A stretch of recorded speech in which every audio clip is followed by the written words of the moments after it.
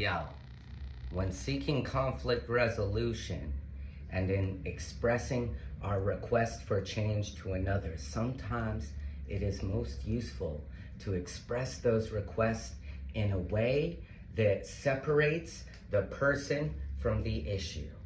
And sometimes the opposite is true.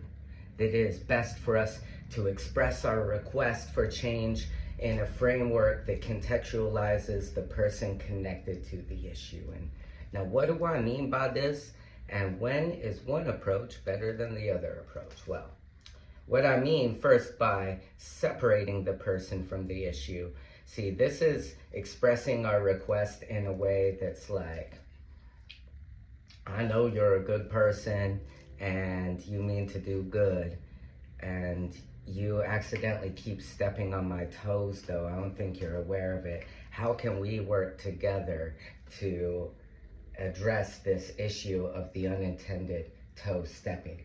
And so by expressing it this way, you're expressing it in a way that like is saying, hey, like it's us versus the problem. You're expressing it in a way in which the person doesn't think of themselves as the problem. You said you're a good person. This is unintended. You know, you're expressing it in a way that someone with a lot of shame or defensiveness can receive this, because if a person experiences a lot of shame, then when you tell them they have made a mistake, they are quick to take it in their brains and hearts from, I made a mistake, I did something bad, therefore I'm bad, I don't like this feeling, fight what's bringing this feeling, i.e. you, conflict escalation. So in those types of situations, it is actually very useful to separate the person from the issue when working with someone in an issue.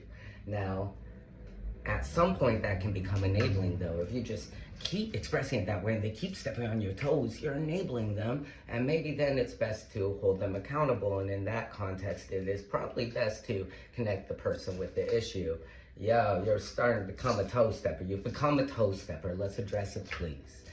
And another way that is very useful to create frameworks of understanding for maneuvering through conflict is by connecting the person and issue. This is really important if a person has a trauma attached to this issue, like they've been unfairly accused of toe stepping before, and so they feel extra defensive around this, or maybe they have a pride because they think of themselves very much in a prideful, egotistical way of, I don't step on no toes. And so in that context, it might be best to be like, I know you're amazing without stepping on, amazing for not stepping on toes, but right now you did, and now I'm out of time. Stay tuned for the next video.